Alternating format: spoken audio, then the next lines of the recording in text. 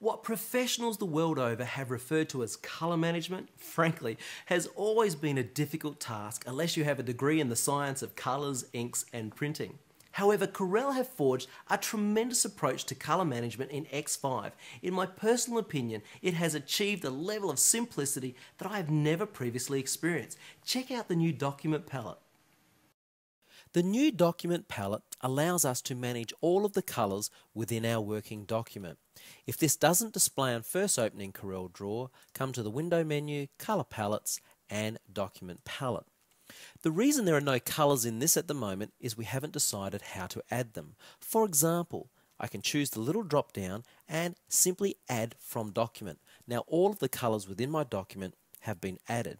If I were to import an image such as a bitmap photograph, I can drag that over the palette. I'm asked how many colours to add, and if I choose, for example, 25, click OK, those colours have been added. If automatically update is turned on, every time I add an additional colour now to my working area, well, that colour is added to the palette.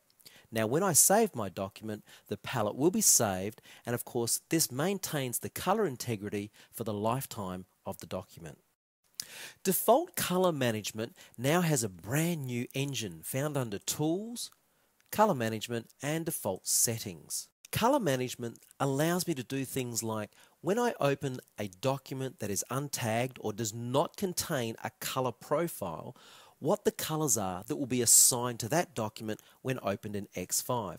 Or when I import or paste a document from the clipboard, how will the colours in that document be converted? Colour Management gives you complete control over your colour.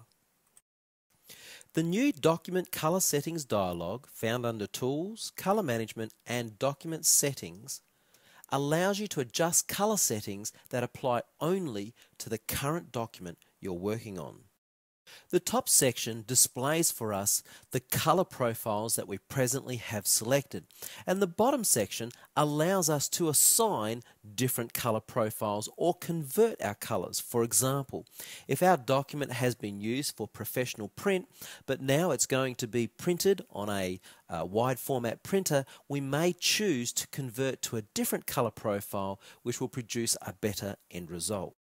And note the primary colour mode sets the default colours. It sets the default colour palette over here on the side, and it also sets the default output mode when converting or exporting to bitmaps.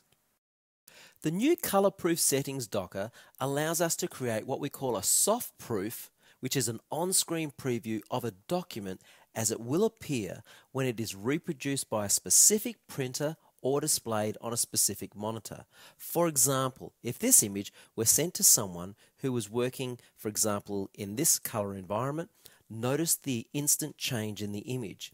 If I were to turn on the out of gamut colours, determined by the colour I've chosen here, I can see all of the areas that this colour space will have problems with. In fact, they're also highlighted throughout my colour palette. Choosing an alternate, as you can see, there are still a number of colours out of gamut. However, if I have no alternative but I have to send off to this end printer, it's best if I create a soft proof. So I can actually create a PDF file or a JPEG to send to my printer so both my printer and I have a reasonable example of what we should expect as the final result. X5 now provides multiple options for viewing hexadecimal colour values, which is very important when you're working on the web. For example, if I turn on the Colour Docker, I'll then select this image here. Automatically the RGB value updates and I can see the hex value here. Well, if I type in an alternate value, click Fill, I can have an absolute accurate hexadecimal result. I can also see the hex value displayed down in the status bar. And if I were to choose the eyedropper tool, when I hover, I can see the RGB and hex value, and here I can see the starting hex value and the end hex value. If I hover over a CMYK image, of course, I see the CMYK result. And finally, again selecting my image, if I were to open the Uniform Fill dialog box, we can see the hex value, we can adjust accordingly, and so on. Well, that certainly makes working with hex values a lot simpler. The eyedropper tool has now been conveniently added to a number of different areas. For example, you can see we now have an eyedropper tool on every colour palette. I can sample a colour and add that colour to the palette and so on. I can select an object, open the Uniform Fill dialog box, and I can select my eyedropper tool here, and of course I could conveniently sample a colour from another area, and when I'm happy, click OK, and of course it's applied to that object. With the eyedropper tool selected, the eyedropper comes up immediately, and I can simply click and drag. Now I'm dragging my mouse, release, and I've sampled and dragged that colour to an alternate location. Now also, there's another eyedropper tool. It's called the Attributes eyedropper. We can actually sample attributes. On the property bar, choose the attributes that you want to sample. Now what this really means is, in my case I've got outline and fill selected, when I click on this rectangle, the attributes of the fill and the outline etc. are now sampled, and I can apply them to this last rectangle.